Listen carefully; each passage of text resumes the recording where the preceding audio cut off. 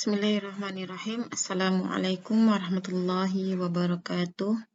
Alhamdulillahilladzi 'allamana fa ahsana ta'limana wa addabana fa ahsana ta'dibana. Summa salatan wa salaman ala nabiyyina wa habibina nabiyina Muhammad sallallahu alaihi wasallam.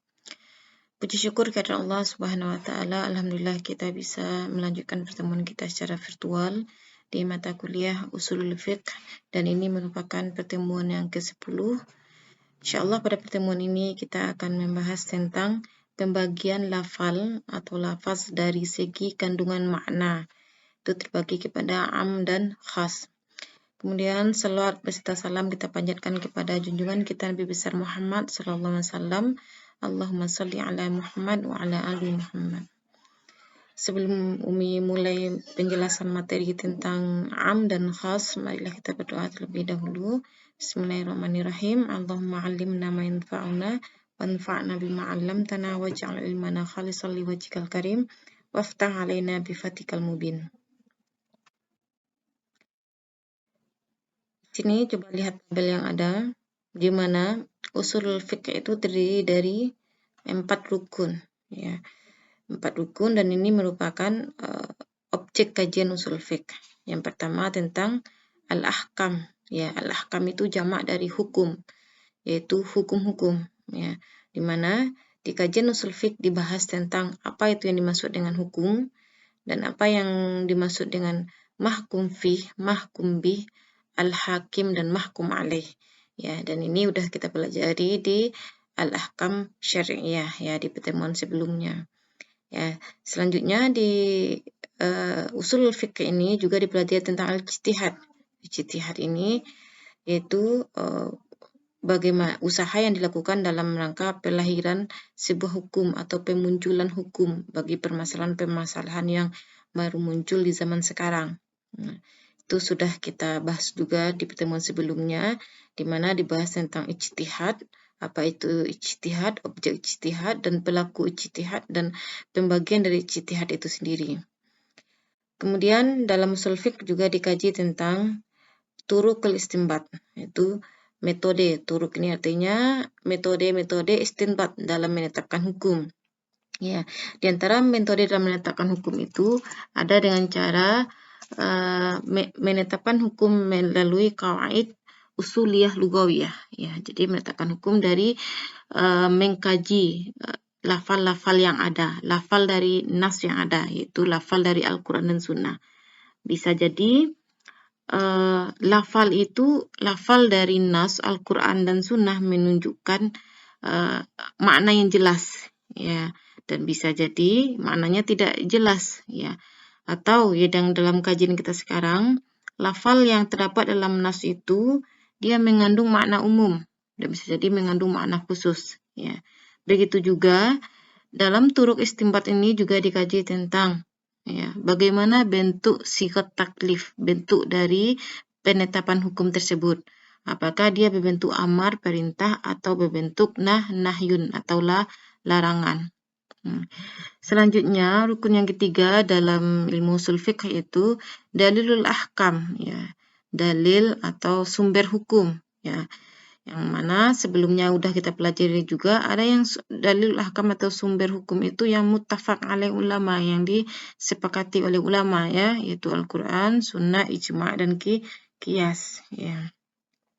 Ada yang mukhtalaf fiha, yang tidak disepakati oleh ulama. Selanjutnya kita akan masuk terhadap am.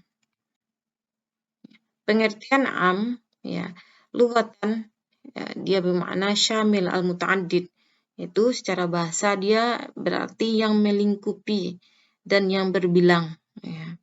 Jadi dari pengertian menurut bahasa ini terlihat bahwasanya sebuah lafal dikatakan umum, am, atau bahasa kitanya umum ketika dia melingkupi atau mencakup individu-individu yang berada di bawahnya. Ya, istilahan lafzun yastaghriqu jami'a ma yasluhu lahu biwad'in wahidin daf'ah wahidah min ghairi hasrin. Misal rojulun au samakun au tairun, ya. Jadi sini nih diartikan, am diartikan menurut istilah yaitu lafal yang melingkupi semua pengertian yang patut baginya dengan satu pelafalan tanpa ada batasan. Ya, jadi dia hanya satu lafal. Satu lafal atau satu kata itu dia melingkup memiliki bagian-bagian yang berada di bawahnya. Contohnya laki-laki. Laki-laki itu kan lafal umum, ya, lafal umum di bawahnya itu di bawah laki-laki termasuk laki-laki itu laki-laki, anak kecil, orang dewasa dan orang yang udah tua. Begitupun ikan. Ikan ini merupakan lafal umum, ya. Nah, ikan ini melingkupi ada ikan paus, ikan hiu, ikan mas, dan lain-lain. Begitu juga burung. Lafal tairun atau burung ini nih lafal umum, ya, melingkupi banyak burung yang berada di bawahnya. Nah, itu yang dimaksud dengan am atau umum. Selanjutnya, hakikat dari lafal am. Ya. Pertama, terlihat bahwasanya lafal hanya terdiri dari satu pengertian secara tunggal. Ya. Jadi, walaupun dia memiliki individu yang berada di bawahnya, tapi dia hanya memiliki satu pengertian. Yang contoh tadi, contohnya rojulun. Ya, rojulun laki-laki. Ya, artinya tunggal itu laki-laki, walaupun di bawahnya itu ada laki-laki, anak kecil, dewasa, dan orang tua. Yang kedua, lafal tunggal itu mengandung beberapa afrad atau satuan pengertian. Ya, contohnya tadi burung ya, lafal burung. Lafal burung itu kan kalau segi hakikatnya dia hanya satu makna, yaitu sesuatu yang bisa terbang ya. Nah, dan lafal burung tersebut dia mengandung beberapa afrod atau individu yang berada di bawahnya. Ada burung pipit, ada burung cendrawasih dan banyak yang lainnya. Terus hakikat yang ketiga, pengertian lafal tunggal tersebut dapat digunakan untuk setiap satuannya. Tadi lafal burung pengertiannya tunggal, yaitu hewan yang bisa terbang. Pengertian hewan yang bisa terbang ini bisa digunakan untuk semua individu yang berada di bawahnya. Berarti apa? Burung pipit bisa terbang juga, burung cendrawasih juga bisa terbang juga. Gitu. Terus yang keempat, bila hukum berlaku untuk satu lafal, maka hukum itu berlaku pula untuk setiap afrad atau satuan pengertian yang tercakup di dalam lafal tersebut. Jadi kalau ada hukum yang berlaku bagi burung, berarti hukum tersebut juga berlaku bagi semua burung-burung yang berada di bawahnya. Gitu. Selanjutnya siag. Siag ini merupakan bentuk plural atau jamak dari sigah, ya, bentuk-bentuk lafal umum. Ya, karena kita mempelajari umum, sekarang kita akan melihat bagaimana bentuk lafal am itu baik yang ada di Al-Quran maupun sunnah. Ya. Lafal yang menunjukkan, yang pertama itu lafal yang menunjukkan jamak atau plural atau banyak. Ya, contohnya apa? Kullun, artinya semua, jami'un, semua, ma'syara, wahai sekalian, amah, semuanya, kafah, semuanya juga. Jadi kafah ini sama artinya dengan amah. Jadi ketika kita menemukan kata kullu, jami'un, ma'syara, ammah, kafa ini berarti apa? Mengindikasikan bahwasanya makna ayat atau hadis tersebut merupakan bermakna umum. Contohnya di sini dalam hadis yang diambilkan kullukum ra'in. Kullukum ra'in ini hadis ya, kullukum ra'in wa kullukum mas'ulun an ra'iyatihi. Coba lihat lafal kullu, semua. Makna umum. Berarti apa? Semua manusia ini merupakan pemimpin. Ya. Jadi ini kullu ini bermakna umum. Terus dalam firman Allah, khalaqalakum ma fil ardi jami'a. Telah Allah ciptakan bagi kalian manusia ma fil ardi jami'a. Apa yang ada di bumi jami'a, semuanya. Kata-kata semuanya ini makna umum. Ya apapun itu, baik bentuk hewan, tumbuhan, benda hidup, benda mati itu diciptakan untuk manusia semuanya. Selanjutnya, firman Allah, qatilul musyrikina kafah. Perangilah orang-orang musyrik kafah. Semuanya. Jadi nggak ada pengecualian ya. Selama dia tidak mau bertauhid pada Allah, maka itu diperangi. Ini maknanya makna umum. Selanjutnya, lafal jamak atau plural yang menggunakan alif lam yang menunjukkan jenis jinsiyah. Contohnya dalam firman Allah, qad aflahal mu'minun. Sungguh beruntung orang-orang yang beriman. Coba lihat kata yang digaris bawahi. Al-mu'minun ini kan bentuk jamak ya, yang belajar bahasa Arab ya, bentuk jamaknya ditambah dengan waw dan nun ya. Waw dan nun. Waw dan nun. Bentuk jamak ini orang-orang mukmin ditambah dengan digunakan dengan alif lam jinsiyah. Berarti maknanya umum. Siapa orang yang beruntung itu? Ya semua orang-orang mukmin. Ya. Selanjutnya firman Allah, Innallaha yaghfiru dzunuba jami'ah. Sesungguhnya Allah mengampuni dosa-dosa jami'ah semuanya. Coba lihat kata-kata zunub. Zunub ini bentuk jamak dari zambun. Zambun satu dosa, zunub dosa-dosa. Dia menggunakan alif lam di sini nih, alif lam jinsiyah. Berarti maknanya mana umum sini? Bahwasanya Allah itu mengampuni semua dosa. Selanjutnya, yang ketiga, bentuk lafal umum, lafal mufrad tunggal yang menggunakan alif lam jinsiyah. Kalau tadi kan lafal jamak yang menggunakan alif lam jinsiyah. Kalau ini lafal tunggal yang menggunakan alif lam jinsiyah yang menunjukkan jenis. Contohnya apa? Wasariqu wasariqatu faqta'u aydiyahuma. Pencuri laki-laki dan pencuri perempuan maka potonglah tangan keduanya. Wasariqu ini untuk satu orang pencuri laki-laki. Ya, dia di sini nih lafal mufrad ini menggunakan alif lam di sini nih, alif lam jinsiyah, maknanya umum. Ya, walaupun dia menunjukkan lafalnya menunjukkan untuk satu orang pencuri, tapi karena dia menggunakan alif lam jinsiyah, maknanya umum, berarti semua pencuri laki-laki. Dan begitu juga yang kedua, wasariqatu, berarti semua pencuri perempuan, maka potonglah tangannya. Ya. Terus di ayat selanjutnya, wa ahlallahu bai'a wa harrama riba. Dan Allah menghalalkan al-bai'ah. Bai'ah ini kan bentuk tunggal ini.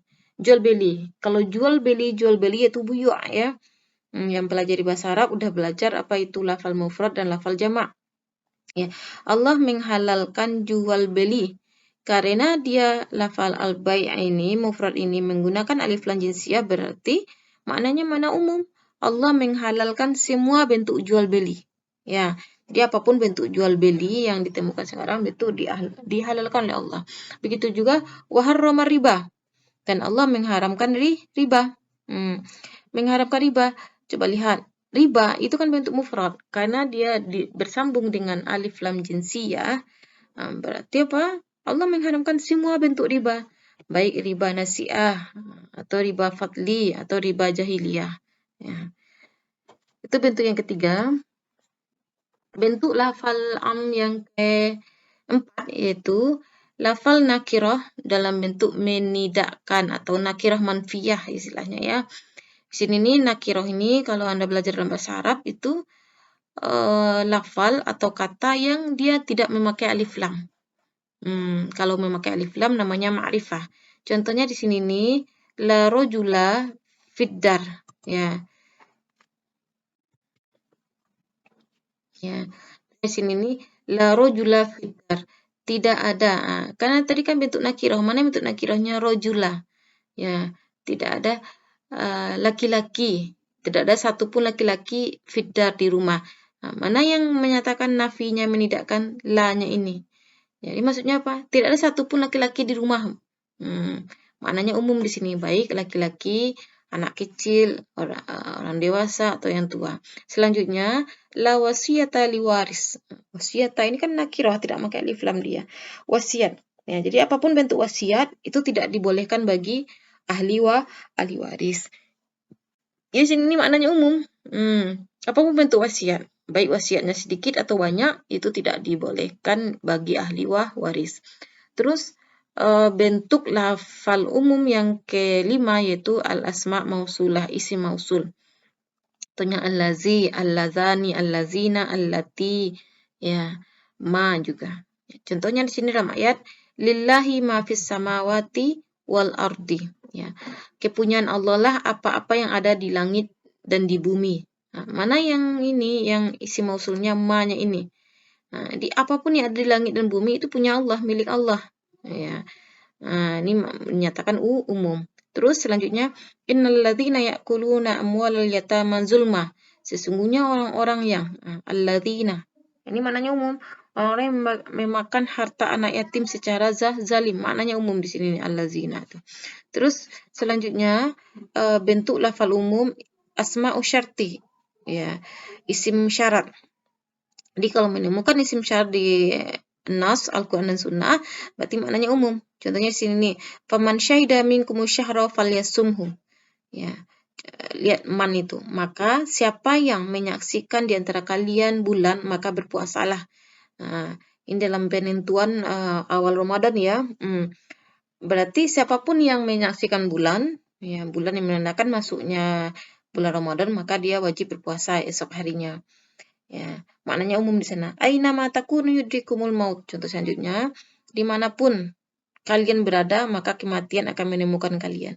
Aina ma ini kan salah satu isim syarat. Dimanapun kalian berada, walaupun di gua, di menyembunyikan diri di tempat yang nggak mungkin ditembus oleh angin, kematian tetap mendatangi kalian. Itu maknanya umum di sini.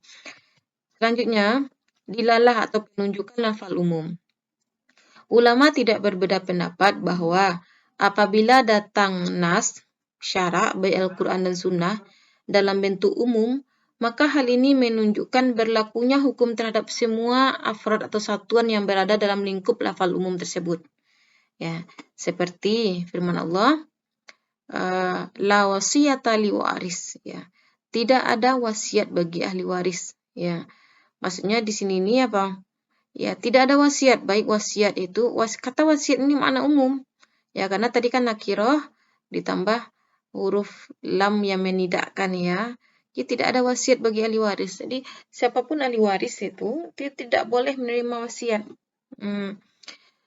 Wasiat ini baik wasiatnya sedikit atau banyak, itu tidak boleh diberikan kepada ahli waris. Terus perbedaan pendapat ulama terjadi pada penunjukan hukum terhadap lafal umum yang belum diikuti oleh dalil takhsis, dalil yang mengkhususkan terhadap afrod yang berada dalam lingkup lafal umum tersebut. Maksudnya apa? Misalnya ada dalam Al-Quran dalil yang menunjukkan umum dan belum datang dalil lain yang mengkhususkan. Bagaimana penunjukan lafal umum tersebut terhadap satuan yang berada di bawahnya. Nah, menurut mazhab Syafi'i, penunjukan lafal umum terhadap satuannya bersifat zonni. Ya, tidak pasti ya, karena masih ada kemungkinan untuk dikhususkan. Ya, contohnya, sini ini mengambilkan contoh. Mana contohnya ya?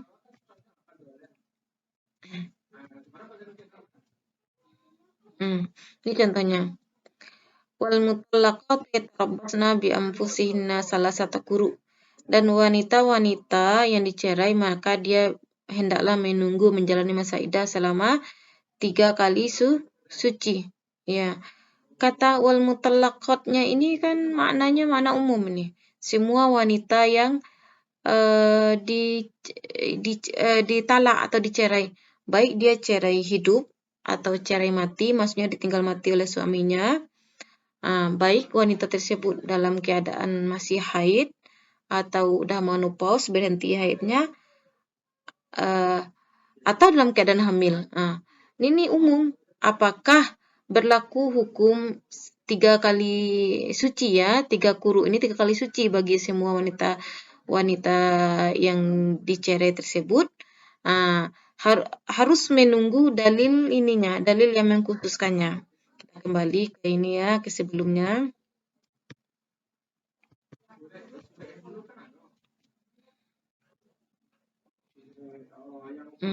Ini madhab Syafi'i, menurut madhab Syafi'i bahwasanya penunjukan lafal umum terhadap satuannya bersifat zonni. Jadi tadi itu kan yang lafal umumnya apa tadi? Al-mutallaqat, wanita-wanita yang dicerai, itu kan umum. Ya termasuk di dalamnya itu wanita cerai itu ada yang dicerai hidup, ada dicerai mati, maksudnya ditinggal mati suaminya. Ada yang dalam keadaan haid, ada udah menopause, ada yang dia dalam keadaan hamil.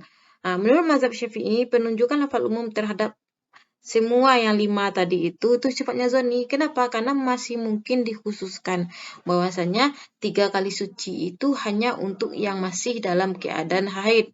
Berarti kalau udah menopause dia dihitung 3 bulan seperti itu. Itu menurut mazhab Syafi'i. Kalau menurut mazhab Hanafi, penunjukan lafal umum terhadap satuannya yang di bawah tadi berarti wanita yang dicari tadi itu kan ada 5 pembagiannya kan.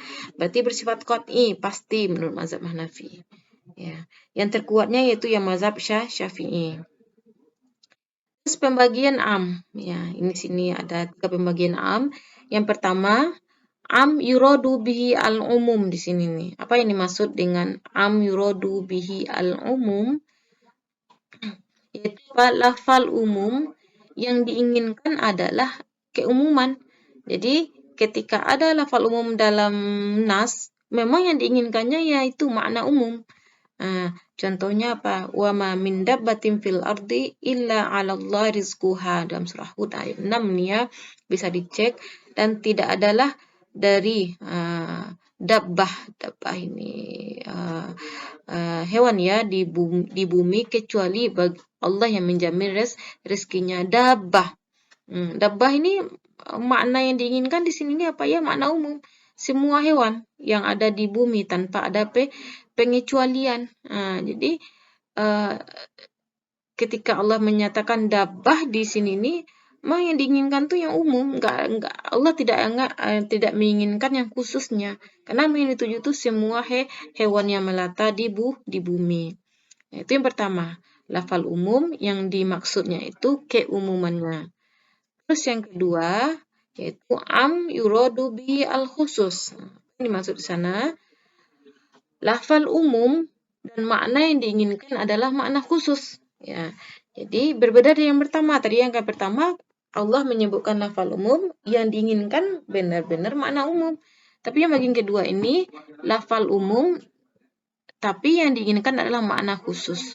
Contohnya surat At-Taubah ayat 120 ya, maka nali ahlil madinati wa man haulahum minal arabi. Jadi tidak pantas bagi penduduk Madinah dan orang-orang, coba lihat kata yang di garis bawahi al-Arab ya, dan orang-orang Baduy yang berada di sekitar mereka, berada di sekitar penduduk Madinah, tidak turut menyertai Rasulullah pergi berperang. Sini kan al-Arab ini orang-orang Arab ya, kalau diartikan letterlek ya. Dia umum di sini nih, karena dia bentuk jamak dan ada alif lam jinsiyah. Tapi apakah yang diinginkan itu makna umum? Semua orang-orang Arab, ini orang Arab itu ada yang penduduk Madinah, penduduk Mekah, penduduk Yaman, ya Yaman yang berada di bawahnya, Yordan yang ada di atasnya. Ternyata yang dimaksud Al-Arab ini tidak orang Arab semuanya, tapi yang dimaksud itu makna khusus yaitu penduduk Mekah. Nah, itu pembagian yang kedua. Pembagian yang ketiga yaitu am makhsusun. Lafal am yang dikhususkan. Lihat contohnya. Lafal umum yang dikhususkan. Ya, al-mutallaqatu yatarabbasna bi anfusihinna salasata quru. Wanita-wanita yang ditalak hendaknya menunggu menjalani masa iddah selama 3 quru. Ya. Ternyata apa? Yang mutallaqat ini kan umum, makna tadi yang mencakup 5 wanita yang dicerai atau ditalak ya. Ternyata hukum menjalani masa iddah 3 kali suci ini tidak berlaku bagi semuanya. Ini hanya berlaku bagi apa? Wanita yang dicerai dalam keadaan hidup dan yaitu masih dalam keadaan haid. Kalau wanita yang dicerai mati, maksudnya dia ditinggal mati oleh suaminya, iddahnya itu 4 bulan 10 hari. Bagaimana kalau dia dicerai hidup, tapi ini dia tidak haid lagi, berarti 3 kali suci ya. Jadi ini mutallaqat ini dia lafal umum yang dikhususkan. Yang dikhususkan ini maksudnya apa? Ada dalil nanti setelah ini yang datang untuk mengkhususkan ayat ini. Selanjutnya beralih ke lafal khas ya. Sebagian ulama mengatakan khas itu merupakan kebalikan dari am. Kalau am lafal yang umum, kalau khas yang khusus. Kita lihat maknanya. Makna khas yaitu secara bahasa berarti munfarid, berarti tersendiri. Istilahan huwa kullu lafzin wudi'a li makna wahidil infirad. Setiap lafal yang diletakkan ditujukan untuk satu makna tersendiri. Contohnya apa? Contohnya penyebutan nama orang, ya. Contohnya penyebutan nama nabi dalam Al-Qur'an. Contohnya Nabi Muhammad ya, atau Nabi Musa, itu dia lafal khas karena khusus untuk satu orang gitu. Begitupun penyebutan ini bagian-bagian warisan dalam ayat berbentuk angka-angka ya, dan itu lafal khas. Berarti kalau disebutkan setengah bagian ini suami ketika istri tidak memiliki anak, berarti setengah itu lafal khas, nggak bisa dipalingkan kemana lain, dan setengah itu pun tidak memiliki individu-individu yang berada di bawahnya atau cabang-cabang yang berada di bawahnya. Itu yang lafal khas. Makna taksis, nanti ada kaitannya dengan taksis, pengkhususan ya. Qadi Baidawi mendefinisikan lafal taksis dengan huwa ikhraju ma yatanawaluhu al-lafzu, mengeluarkan apa-apa yang dikandung oleh suatu lafal. Ya. Contohnya tadi al-mutallaqat itu ya, al-mutallaqat yatarabasna bi anfusina salah satu guru. Mutallaqat itu kan umum dia, mencakup semua wanita yang dicerai ya. Dia dikeluarkan lafalnya, yang diinginkan yang ini ya, itu yang dimaksud dengan taksis, mengkhususkan. Contohnya kalau kita bawakan ke ini, ke bahasa kitanya, contohnya ini. Semua mahasiswa Yayan Batu Sangkar wajib datang pada wisuda hari ini tanggal ini. Itu maknanya umum, semua mahasiswa Yayan Batu Sangkar. Tapi ketika disebutkan ya mahasiswa Yayan Batu Sangkar jurusan manajemen bisnis syariah, dengan adanya disebutkan jurusan manajemen bisnis syariah, itu tuh lafal yang mengkhususkan yang umum tadi. Berarti yang wajib datang wisuda itu bukan semua mahasiswa Yayan Batu Sangkar, tapi yang jurusan manajemen bisnis syariah. Itu contoh pengkhususan kalau dibawakan ke bahasa kitanya. Para ulama sepakat menyatakan bahwa pengkhususan tidak boleh datang terlambat. Ya. Jadi kalau ada sebuah lafal umum, dalil umum yang diinginkan itu adalah yang khusus, maka yang dalil yang mengkhususkan ini tidak boleh datang terlambat. Karena apabila datang terlambat, maka ia dinamakan dengan nasakh atau menghapuskan hukum. Jadi kalau datang terlambat berarti dikatakan dalil yang datang kemudian itu dikatakan nasikh, dalil yang menghapus yang sebelumnya.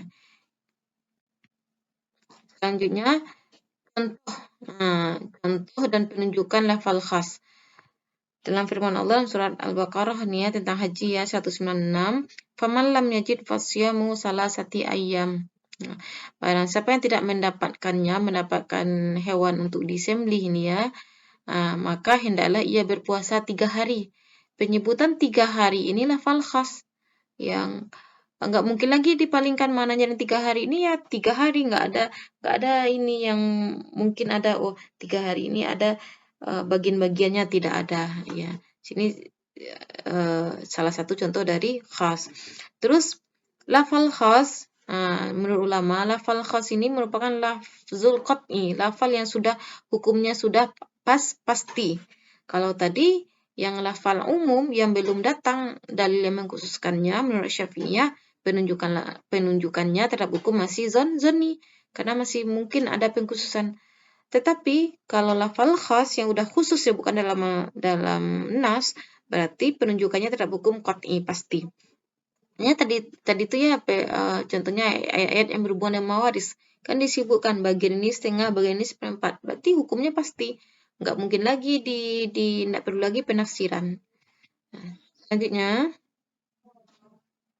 macam-macam taksis ya. Macam-macam taksis bisa dikatakan ini bentuk-bentuk taksis ya. Bentuk-bentuk kalau taksis apa tadi? Pengkhususan lafal umum ya, atau pengkhususan dalil umum ya. Taksis Al-Qur'an dengan Al-Qur'an.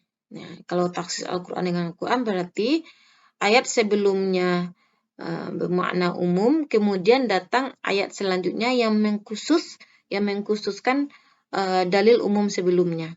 Contohnya di sini nih, surat Al-Baqarah ayat 228 ya, wal mutallaqatu yatarabbasna bi anfusihinna salasata quru. Dan para istri yang diceraikan wajib menahan diri mereka atau menunggu selama 3 kali suci.